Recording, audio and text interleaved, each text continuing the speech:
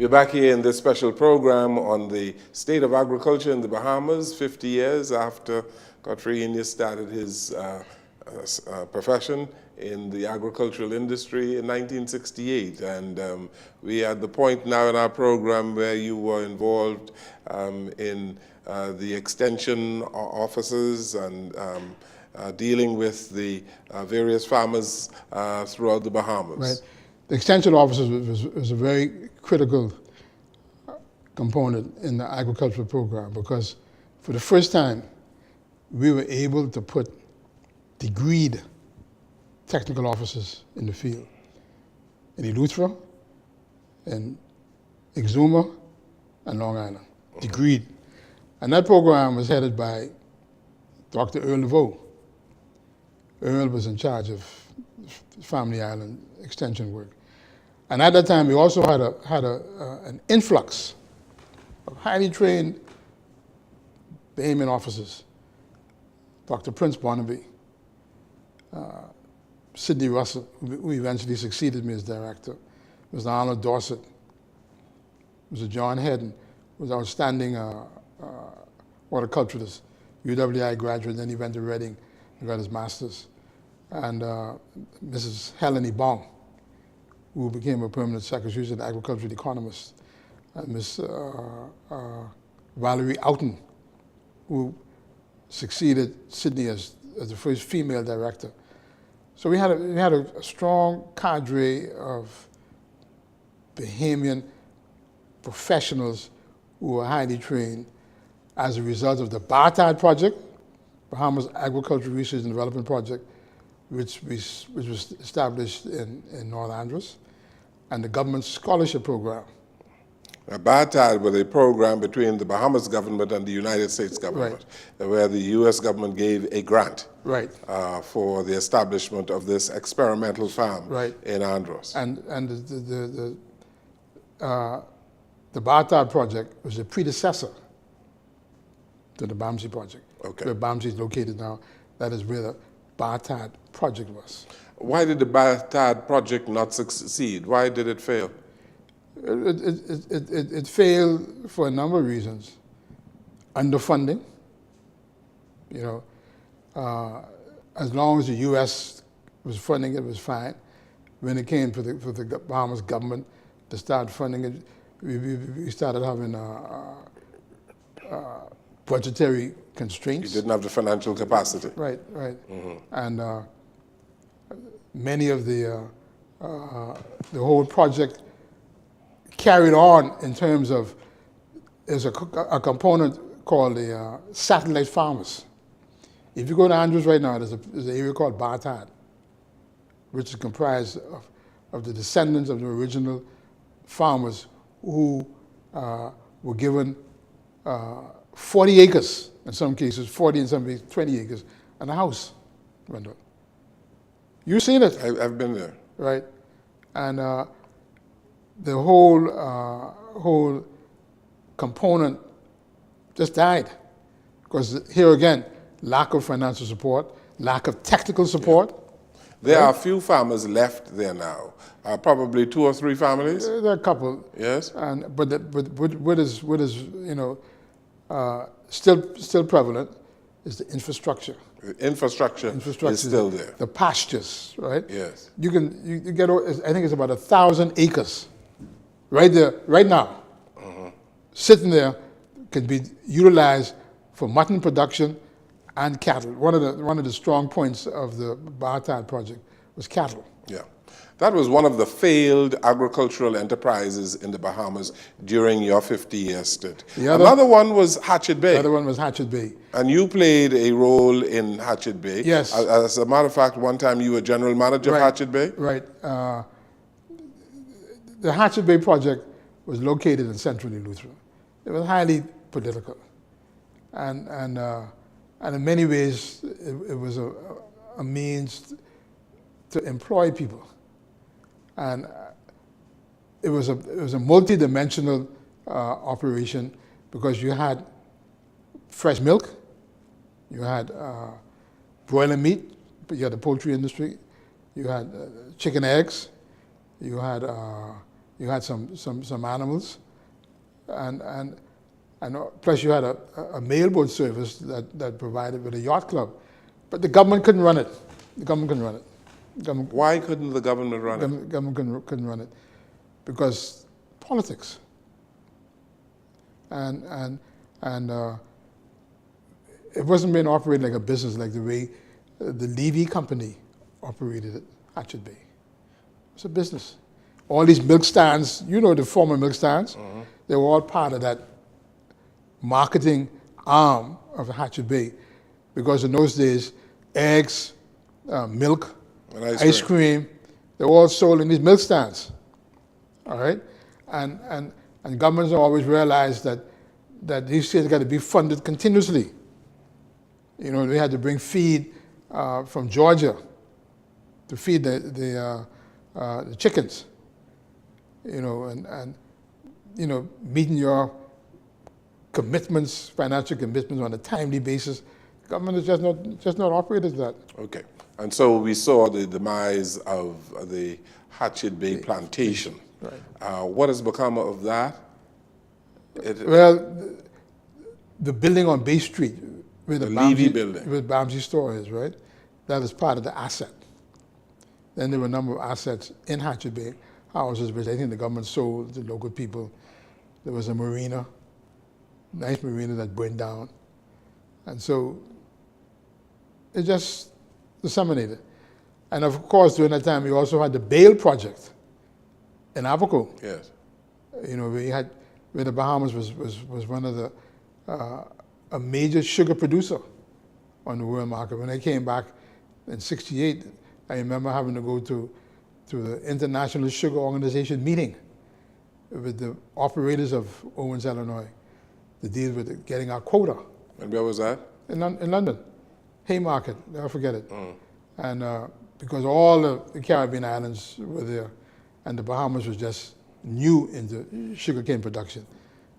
And Bale closed because they tried, throughout the Caribbean, sugarcane production was labor intensive. It couldn't be labor intensive here because labor was too expensive. And mechanized sugar production wasn't as efficient here as it was, say, in places like Australia where mechanization was done. We also saw the decline of the poultry industry. There were a number of chicken farms in the Bahamas over the years. During your time as in the Ministry of Agriculture and even after. And we want to talk about, there were some canning operations here as well, canning tomatoes and pigeon peas and the rest of that.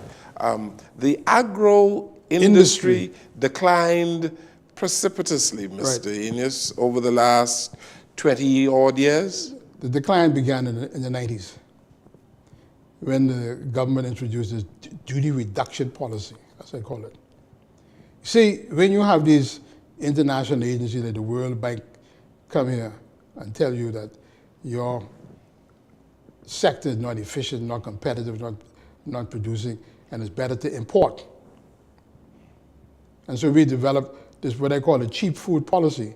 And at the time, you know very well, some cabinet ministers were saying that if you want potatoes, you go to Idaho, right? And it's cheaper to import. That killed the sector. That killed the sector. Post-1992. Post-1992. This duty reduction policy. It killed the poultry industry. At the time, Gladstone Farms was employing over 300 people. all right? They killed the canning industry. You had Sawyers, you had P.W. Albury, who were canning tomatoes, pigeon peas, guavas, a range of local projects, right? Right today, there's in one commercial food processing facility. None. And there's only one commercial poultry operation, Abaco Big Bird in Abaco. And you would say that bad government policies, were responsible for the decline of the agricultural industry. See, the international community, entities like FAO and the World Bank, they determine policy. They determine policy. All right? And FAO's policy didn't change, Randall. FAO's policy didn't change till Doif became director. You met him. He was the first sub-Saharan African to become Director General of FAO. And to his credit, Mr. Tennyson Wells played a pivotal role in the election of Doif as Director General. And when Doif came in, he changed the global outlook on agriculture, right? He started to implement this policy of food security, food and nutrition security, right? Just before we, you left the Ministry of Agriculture in the early 80s? 82. In 82, and you went into a consultancy business. Right. How did that go? Very well, very well. Because, you know, at the time, you talk about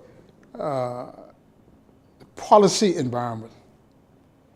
The policy environment of the pending government was conducive to the growth of the agricultural industry. Investment, to foreign investment in the agricultural sector, all right?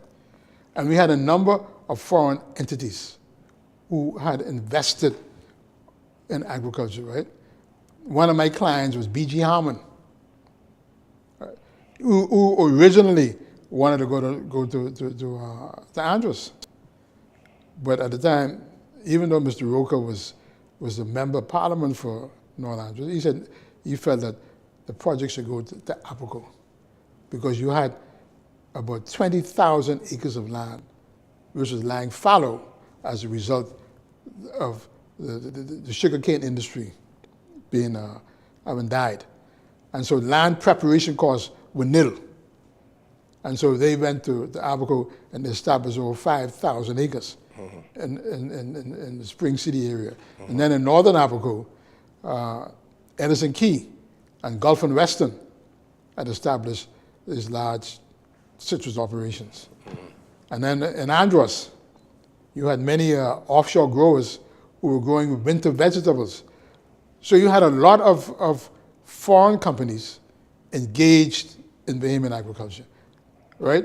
And as a result of that, you had hundreds of people employed in Abaco, for example. That's how come all the Haitians got to Abaco. You had hundreds of people employed in North Andros as a result of these winter operations, right? So these agricultural activities generated a great deal of employment for the Bahamas, and they brought in new technology. Like I said before, the bread basket of the Bahamas was in the southeastern Bahamas. Yes. As a result of these offshore companies, the dynamics have changed when the northern Bahamas are the most productive areas. You are well positioned, Godfrey Inyas, to serve the government of the Bahamas as a consultant and on various boards and committees. I guess one of the highest honors you got was when you were selected ambassador to FAO, to the Food and Agriculture Organization, by the Christie government. Speak to your participation very briefly in FAO. Well, FAO is an organization comprised of 190 countries. And as I said, that the Doif, who became the Director General, had an affinity for the Caribbean. And he liked the Caribbean because of the role of Tennyson. And the first sub-regional office that he opened in the Caribbean. And that gave Caribbean people, professionals, the opportunity to become a part of the FAO, right? And he visited the Bahamas on 3 occasions. And so I had a very close working relationship with him. And his successor, who was a minister of agriculture in Brazil, he became Director General, and he came to the Bahamas a number of times. And so you had 2 stints as ambassador yes. to the FAO, and I believe that Mr. Christie, Perry Christie, was the former Minister of Agriculture, and so he knew of your interests and your skills, and used you not only to become ambassador to the FAO, but also when he thought about BAMZ, he chose you. But also, you know, one of the things that I was very happy about, that we were able to bring Kadhi to the Bahamas, the Caribbean Agricultural Research and Development Institute. And as you met the executive director, Kadhi. Kadhi is the regional agricultural entity, and it is responsible for research. We have no research rendered in the Bahamas. No research. Kadhi was the conduit on the ground to help us to develop research competency. They're here. They're here. That's what all. Would you say that the establishment of BAMZ and the role that you played in developing BAMZ was the high point of your agricultural career? Definitely, definitely. And let me tell you something else. Agriculturally, you know, people know the Bahamas for its tourism in the region. As a result of BAMZ, right, my colleagues in the region finally began to realize that the Bahamas was serious about agriculture. And if you remember, a whole stream of CARICOM ministers of agriculture came to the Bahamas to look at BAMZ.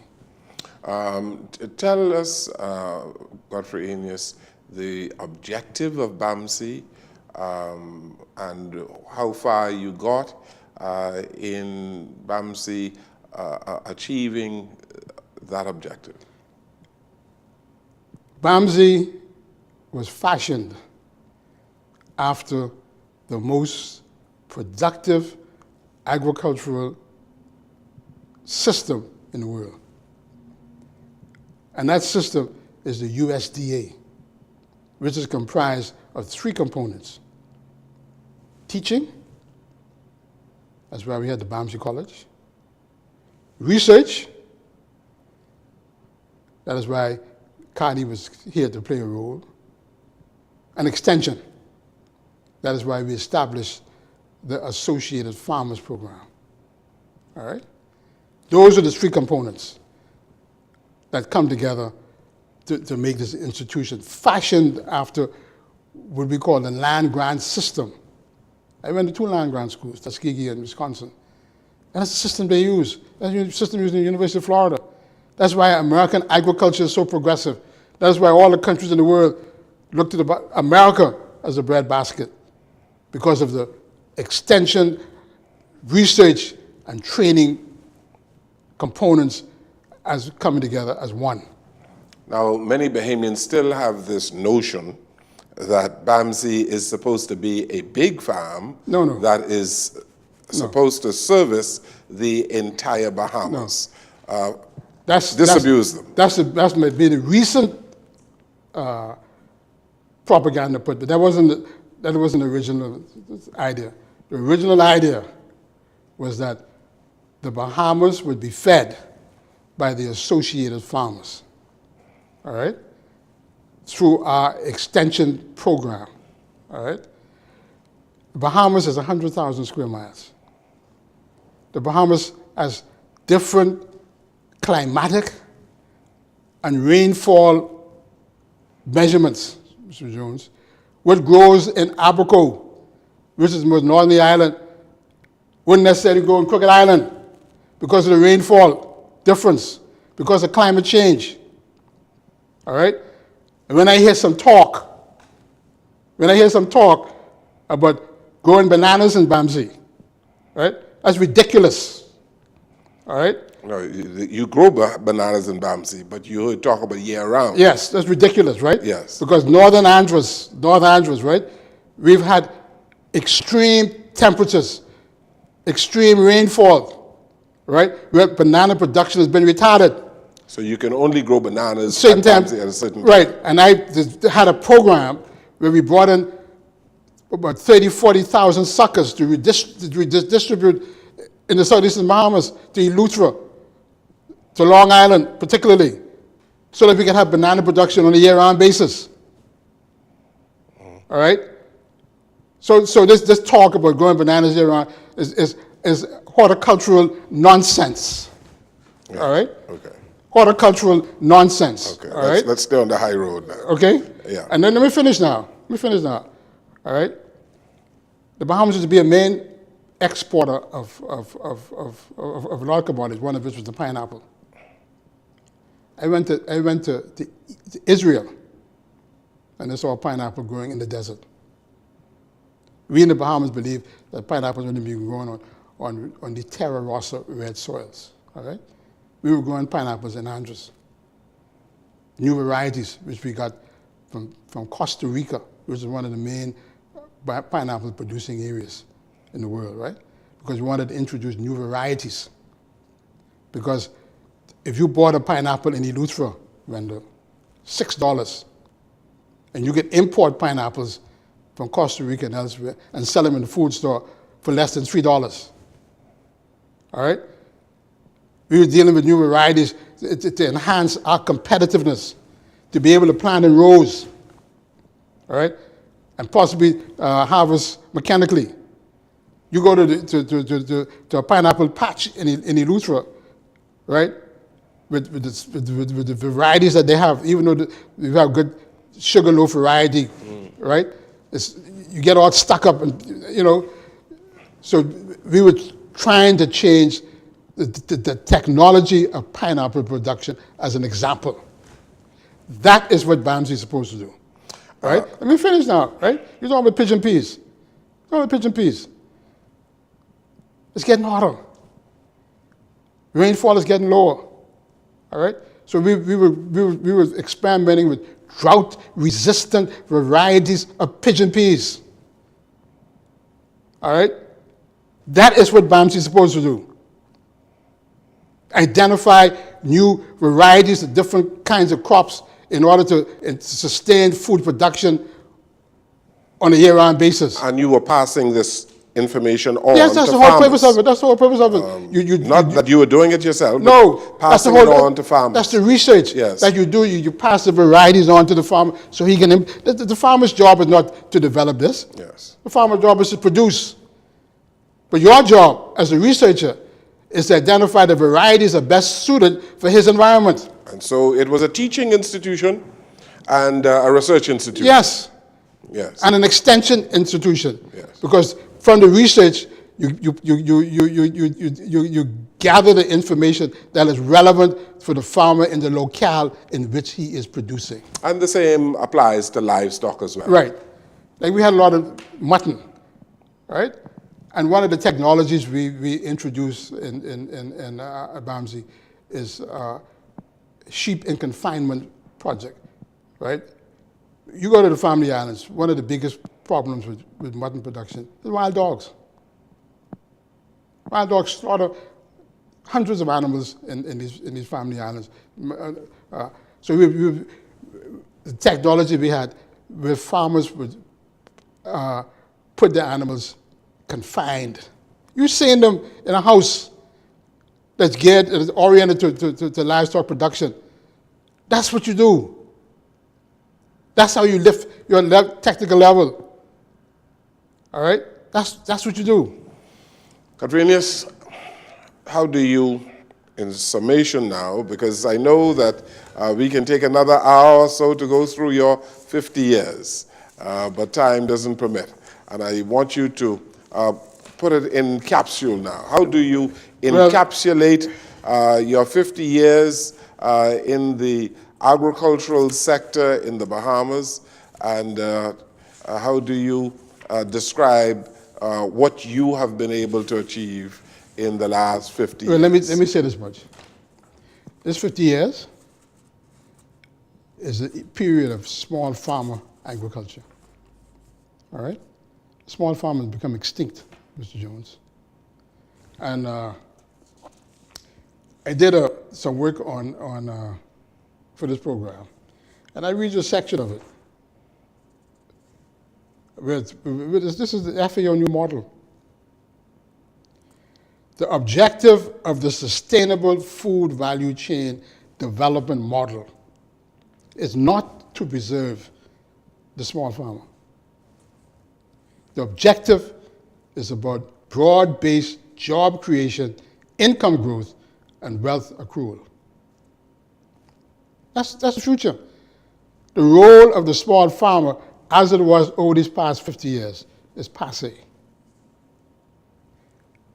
This is what the FAO is saying, while small farmers are part of the solution in the early stages of development,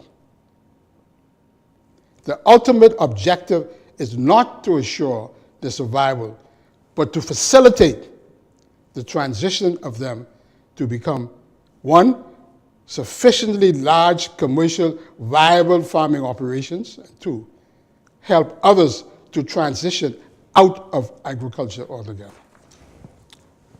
As FAO, ain't me. Thank you for reading that. But in a capsule now, you've enjoyed your last 50 years. Yes. It has been quite rewarding. Quite rewarding. And it may be the end of the line for me. End of the line. Let me ask you, finally, in terms of what you see in agricultural development in the Bahamas, are you optimistic for the future? Yes, I am optimistic, not so much because of our national outlook, because of our global outlook, because of entities like FAO and the 17 Sustainable Development Goals, right? Because it seems as if policy-wise we've been misdirected agriculturally. We don't understand the importance of food security, all right? We don't understand that. We don't understand by 2030, when the 17 Sustainable Development Goals, and you had about 8 million people on the planet, and the demand for food increases, all right? We don't understand that, all right? And our domestic and national policies have not reflected an understanding of the role of food and nutrition security in national development. Well, I know that we can go on and talk about this for another hour or two, but we thank you so very much for participating on this program today. And thank you for the fantastic contribution that you have made to the growth and the development of the agricultural industry in the Bahamas, and the number of Bahamians that you have mentored in this industry over the last 50 years. Well-deserved awards await you, Mr. Enos. Thank you so very much. Thank you for your optimism and kind words. Thank you. Thank you for watching and listening to our program today on 50 Years of Agriculture with Godfrey Enos. I'm Wendell Jones. Good evening, everyone.